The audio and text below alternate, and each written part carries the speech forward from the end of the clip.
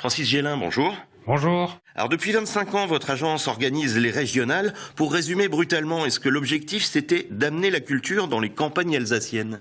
Oui, c'est tout à fait ça en fait. Quand la région a lancé cette initiative il y a 25 ans, c'était effectivement l'idée d'amener du spectacle de qualité, du spectacle professionnel au plus près des habitants, du nord au sud, d'est en ouest d'Alsace. Et effectivement, c'était l'enjeu premier. Le deuxième, c'était quand même d'aider les compagnies professionnelles aussi à rencontrer le public. Donc vous voyez, il y avait la conciliation, je dirais, de ces deux objectifs, quoi. Alors quel est le public visé depuis 25 ans et surtout quel est le public touché réellement aujourd'hui? Alors le public visé, il est large parce qu'en fait la proposition artistique qui est faite dans les régionales, c'est étendu, hein. On a du cirque, il y a de la musique, il y a du monde, du théâtre jeune public. Ce qui veut dire qu'en fonction de l'offre d'abord de spectacle qui est faite, mais aussi en fonction des réalités qu'on peut trouver dans les territoires. L'Alsace Bossu n'est pas tout à fait le Sungo, donc on est dans des propositions qui ont aussi leurs nuances. Il est évident que le jeune public, par exemple, est assez nombreux, hein. On voit beaucoup de jeunes et de spectacles jeunes publics qui sont programmés dans les régionales.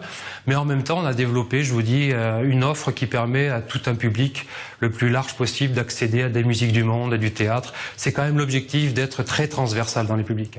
Alors, il y a actuellement un grand débat sur le coût de la culture en période de crise et sur ce qu'elle rapporte. Est-ce que les régionales, ça rapporte?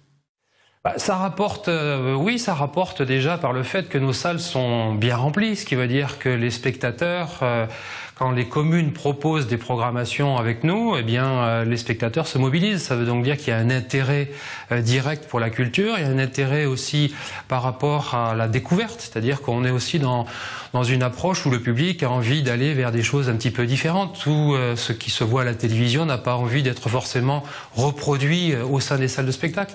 Après, bien évidemment, il y a des investissements, mais il y a, vous l'avez, je crois, observé par un certain nombre d'études nationales, on voit quand même que la culture rapporte beaucoup. Elle rapporte économiquement, mais elle rapporte évidemment beaucoup sur le plan social. Et puis il y a une dimension, je crois qu'il ne faut pas ignorer, c'est qu'elle rapporte en termes de développement dans les territoires. C'est un élément d'attractivité.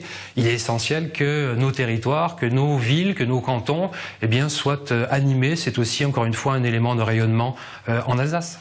Alors justement, beaucoup de débats aussi, suite par exemple à la disparition du Festival de musique de Strasbourg. Comment se situe aujourd'hui notre région en matière de culture? Précurseur ou parent pauvre? Non, certainement pas parrain pauvre, parce que quand vous observez la réalité d'abord des infrastructures culturelles, 84 salles de spectacle en Alsace, et de très belles salles en plus, 27 lieux d'art contemporain, une vingtaine également de complexes cinématographiques. Nous sommes une des régions de France qui est le mieux équipée en termes d'équipement culturel. Et puis deuxième aspect, on le voit aussi au niveau de l'offre finalement de manifestations. Ce sont des milliers de spectacles, de concerts qui sont proposés chaque année. Je rappelle que nous sommes une région avec 2 départements, nous sommes une région à moins de 2 millions d'habitants. Cette réalité, elle est quand même à prendre en considération.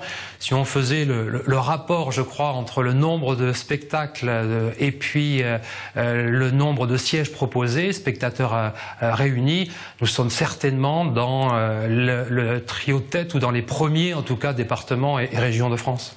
Francis Gélin, merci.